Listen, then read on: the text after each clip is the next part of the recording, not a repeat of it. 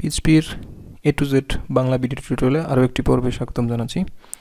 আজকে আমরা দেখব কিভাবে স্ট্রিংকে প্রিন্ট করতে হয়, কিভাবে স্ট্রিংকে ডিফাইন করতে হয়, সিঙ্গেল কোট, ডাবল কোট এবং স্ট্রিংয়ে কয়েকটি ফাংশন ইউজ করে স্ট্রিংকে প্রিন্ট করার কয়েকটি কৌশল আপনাদেরকে দেখানোর চেষ্টা করব। তো কথা না বাড়িয়ে চলে যাচ্ছি টিউটোরিয়ালে। আমি এখানে একটি স্ট্রিং ডিফাইন করে নিচ্ছি। আমি যদি ব্রাউজারটাকে রিফ্রেশ করি, কোনো আউটপুট এখানে শো করছে না। আমি যদি এই নামটাকে প্রিন্ট করতে চাই, সেক্ষেত্রে আমাকে দিতে হবে ইকো, তারপরে ভেরিয়েবলের নামটি। ঠিক একইভাবে যদি আমি অ্যাড্রেসটাকে প্রিন্ট করতে চাই, তাহলে এখানে একটি ব্রেক আমি দিয়ে নিই, তাহলে 2 লাইনে প্রিন্ট করবে। এখানে জন এবং নিউ ইয়র্ক দুইটা স্ট্রিংয়ের ভ্যালুই এখানে প্রিন্ট করছে। এখন আমি এই দুইটা স্ট্রিংকে যদি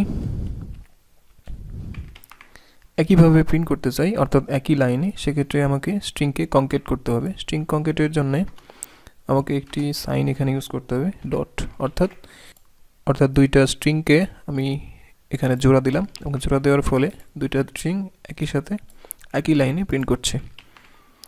আমি যেহেতু জোড়া দিয়েছি, এখানে আরেকটা জোড়া দিয়ে আমি এখানে স্পেস দিয়ে দিলাম, তাহলে দেখেন এখানে জন নিউ ইয়র্ক চলে আসছে।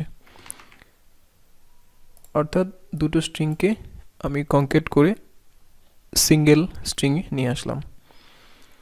এখন আমি চলে যাচ্ছি প্রিন্ট যে ফাংশন আছে সেটাতে।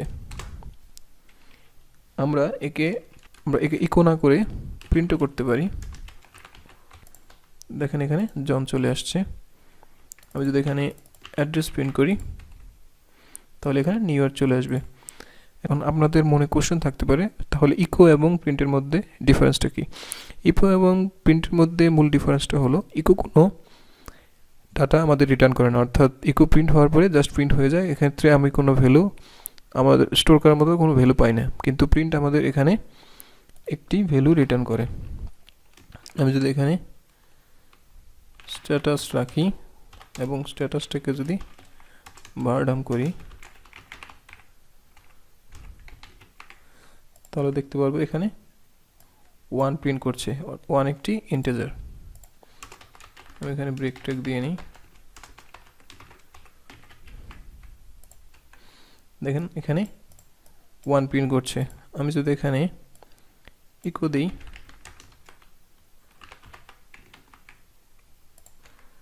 দেখেন এখানে ইকো দেওয়ার কোনো সুযোগ নাই। এক্ষেত্রে আমি সিনট্যাক্স এরর খাচ্ছি। তো আপনারা বুঝতে পারছেন প্রিন্ট এবং ইকোর মধ্যে মেইন তফাৎটা কি। প্রিন্ট মূলত প্রিন্ট করার পরে আমাদের একটি স্ট্যাটাস রিটার্ন করে 1, কিন্তু ইকো কোনো স্ট্যাটাস রিটার্ন করে না। আপনারা চাইলে এটাকে এভাবে প্রিন্ট করতে পারেন, সেক্ষেত্রেও সেম কাজটাই হবে। অর্থাৎ ফাংশনের ভিতর অথবা শুধু প্রিন্ট ওয়ার্ডটি দিয়ে স্পেস দিয়ে ভেরিয়েবলের নামটি যদি রাখেন, তাহলে আপনারা আউটপুটটি পেয়ে যাবেন।